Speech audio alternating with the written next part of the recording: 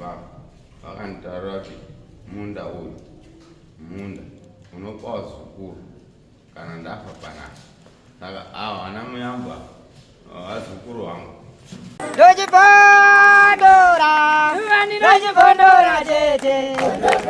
Teachcat MTV inokupa inyaya dzakasiyana-siyana dzinoitika mumatunhu atigere neakatikomberedza, dzinotyisa, dzinofundutsa, dzinokatyamadza pamwe chete nedzinosetsa. Kuti musarasikirwe nenyaya idzi, munoenda pa YouTube channel yedu Teachcat MTV, mondo subscribe ipapo, musakanganwe kulaika pamwe chete nekushare, musazokoshiwe kupfanya kabhatani ako ndokabheroka kuitira patinokanda chinopisa munoyeuchidzwa. Teachcat MTV tinodzifamira.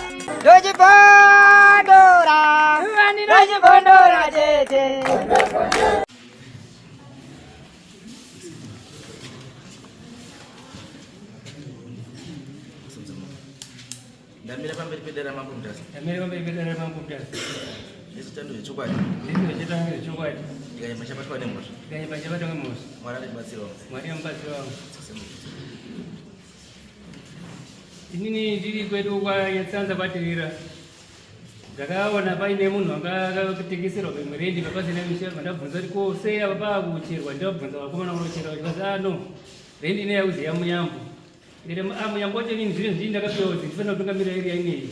Zvakambofamba sei, chimbomira ichione kuti oloyini togaziya sei. Vakomana vamhanya vambomira vazozi takazishanda izvo watanga kuti continue. Vandazoona mukomana waye muyambo yakazoenda kwamaizarima basi tibatsirwa ngenyaya yemvura reni marendi permit. Maitite madziramba akazonditaura ngati no ini zvisina ishe but gandifonere ishe akati gaipfuura inde kwamambo. Saka takachizonza nyaya yakunongora kuti takatengeserwa takatanga kubhadhara 300 tizobhadhara 400 pasendiwo. Benjamin Madagazi ndi kutsanangura kwa mayambo wacho ari panapa.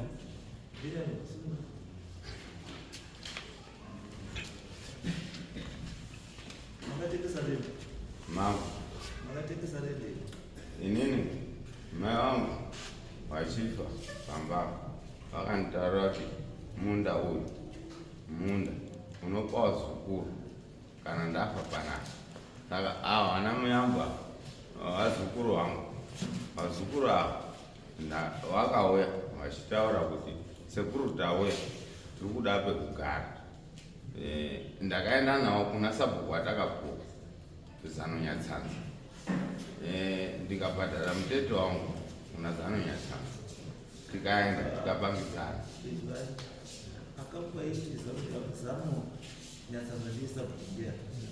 Ndi Samasere.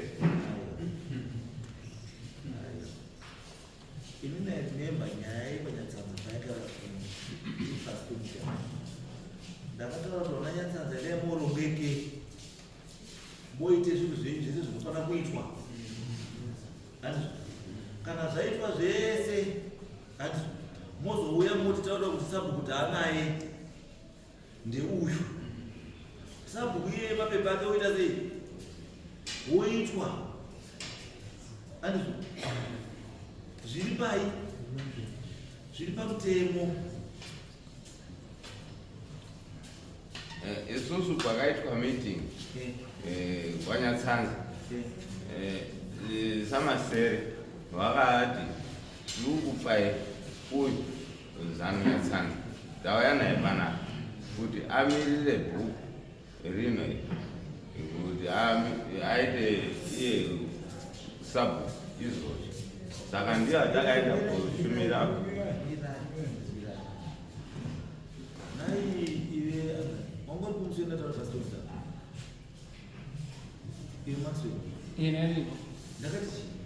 Mati Maxwell ndio mfano mbaya wa kwa Nyanza magara pasi morongo kase muri monza kana yuna ishe dunia ya kuno. Mapepo ita sei Ogazi zvizviko zviri pai tikamti saka makauya hakuna adawa bazamba indini uri na ndio makazo ninyera tufana uchanda pale ndini. Ari esto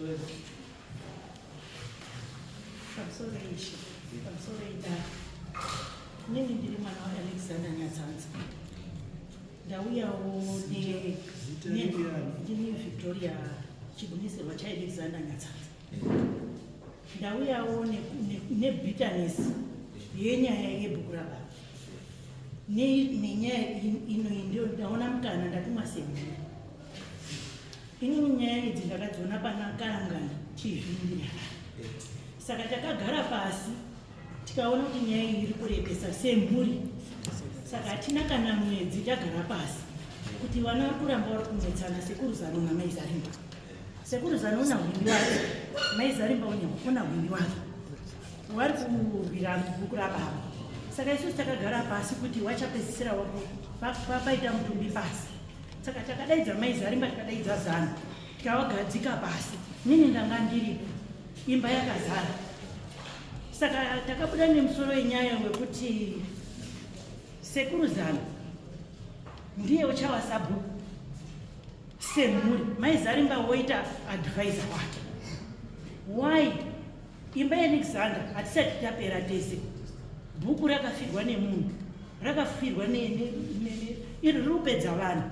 Saka takazoita musoro pasi, tikazwa kuti Ishe wakati batanai mugare pasi. Nyaya iyi iri kupomera vanhu vakawanda. Saka todini? Saka takagara pasi semhuri.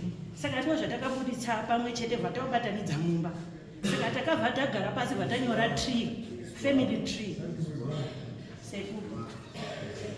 Zvamakaita zviri very correct. Because makaita zvipai. Zvatakati muite sei? Andi chinhu chamakaita chiri wrong. Ndechekuti munhu wamakachuza haatangi kuita usabhuku ndisingazivi bai. Haatangi kupractiza usabhuku ndisingazivi, because already tine position tatakapanda panapa titese kuti ane confusion iripo. Ichaya kuti munhu aripo amboramba aita zvaari kuita, imi muchigadzira zvamurigadzira. Kana mapedza kugadzira zvamurigadzira, come back to me mutoda kuti tagadzisa zvinhu zvedu zvamira zvakati zvotopera. But imini manje mabva maenda mobva mandopfuura, alright, anomuziva Bhezanda wacho manje kuti sabhuku ndiani, ini handinoziva. Chiri munzira Sekuru. But kamuri munzira mamusikafanira kunga mangoti atotanga kunga akusenza basa. Yes, zvamakaita ndozvikorekti, ndazvifarira zvamakaita handiti, asi chamakakanganisa ndechekuti mabva matoisa munhu pachigaro imimi. Ayo tatiri kungotaura semhuri. But uyu wakatopirwa zvedizanda, wakatosuma kuna Zanda, wakatopa Zanda mutete. Zanda wakuroya mutete. Wakotaura kane ndingotikocha. Zvamsoro chakana. Nyaya yekutwaganya ndiyo kugadzira mashure maudira dziguru. Dambudziko panyaya yaripotwa iyi inini handisi kuona, ende zvakairi pamataura Sekuru pekuti ndabva tapinda koita sabhuku. Nyaya haina kutika zvimwe kusuma kukaita beti. Pane musoro mazondisiridza komiti payapayapa ende ngogadzise family tree. Payapaya zvasotoitika kudhara. Dambudziko rina makiwizi hangriwe. Madakadzi haana problem muzukuru wake, uyu ndiye kutsvaga nyaya. Uri kuenda kutsvaga nyaya mumba memunhu.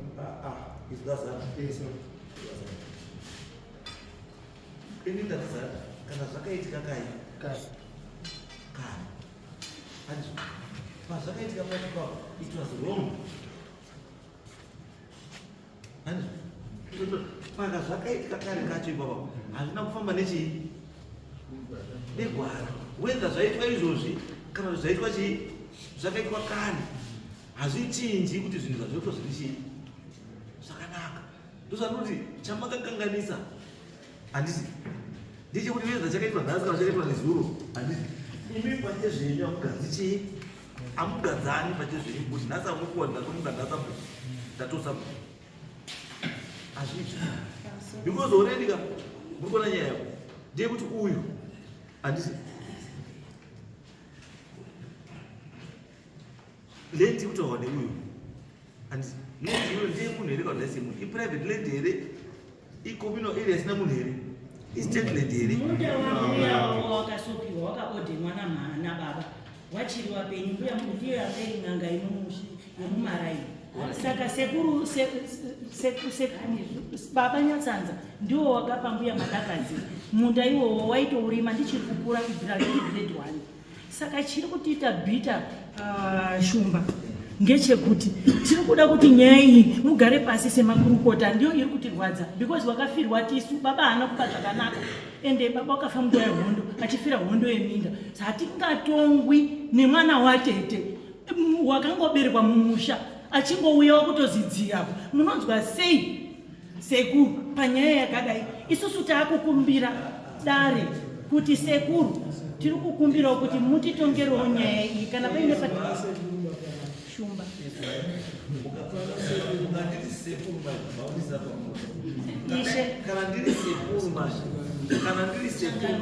kana kuda ndikubatsire sewazukuru munouya kumba togara pasi sekuru nevazukuru wake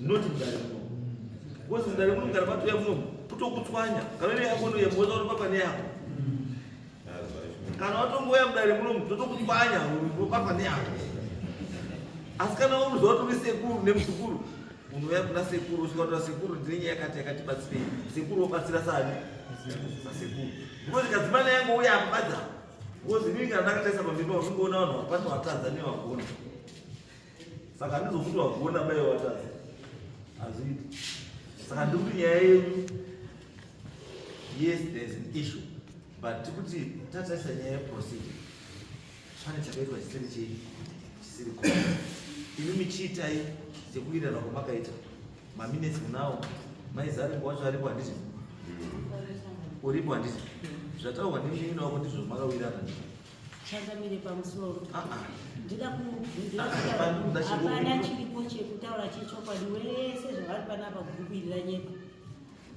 miraikani inini mukomana uyu munda wake uri wekwamadakadzi hausi munda wakwamadakadzi munda wambuya waizi mbuya danga mbuya madakadzi kwakuzopiwa munda uyu kuma 70 chakuti saka munda uyu chakaitika ndechekuti takaupa uyu maki wakazondoona paane fenzi imimi matoti maki chiendawo ekti hapana munhu akaziva kuti zvafamba sei maki kwakutanga kutedza kuti munda waane fenzi ndiani waisa ipapo panga pasina zvenyaya dzekuti sabhuku ndiani waisati sabhuku takutozvizwa muno ini handiyo nyaya ndafambira nhasi ndine dzamwe dzandafambira dzenyu neni kwete dzekuti iri dzemunda uyu inini ndindinoziva muri dzemunda ndizvo here bheti ndiri kukubvunza iwewe nekuti ndini ndakandisabhuku ndiri kubvunza iwewe ndizvo here haikona kudaro kunyekwa nyaya dzinokwanisa vanhu mai vangu namai danga yes wakaitirana zvawakaitirana yeah wakaitirana zvawakaitirana yes kurapa kwaita mai vangu izvi mai danga obvawo pa mai vangu kuti iwoyo ndakupa munda muzukuru wangu ndiani muzukuru wacho ndipashoni uri panapa uri pashoni somuka pashoni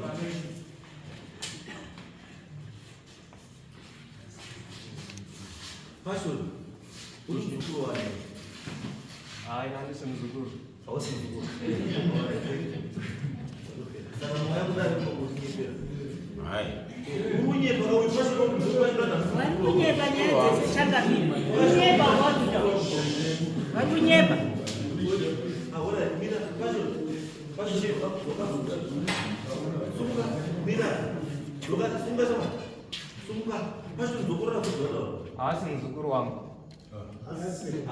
haasi sekuru wangu ndakatenga munhu wakatengeswa mari $750 and $50 yange iri musumo wasabhuku 700 ndiyange iri panchimo pacho ipapa 700 wakapaya ndakapa baba makapiwa ni 700 baba ina hanangu pamai ndakamupamuta zemuzukuru wako akadzangwa ane mawitness ari izwa shamani hautiiti mapenzi tesimba isusu zvekuti uyu munhu aunotaka kupa mari yake atika woramba handisi woti mari anga iri yekutenda kuti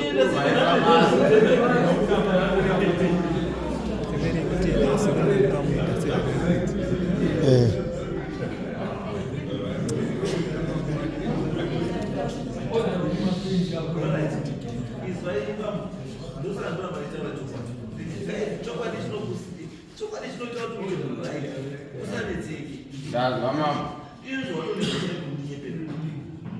mama ungamumanikidza kumusekuti hama kwemunhasi just because uda kunyepa uzoda kuvhara nyaya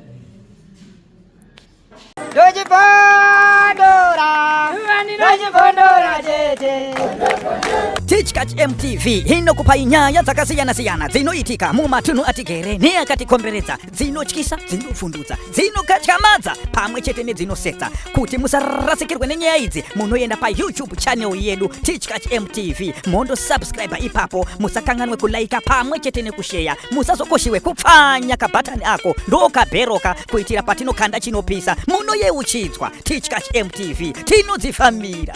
Dojibondora, dojibondora,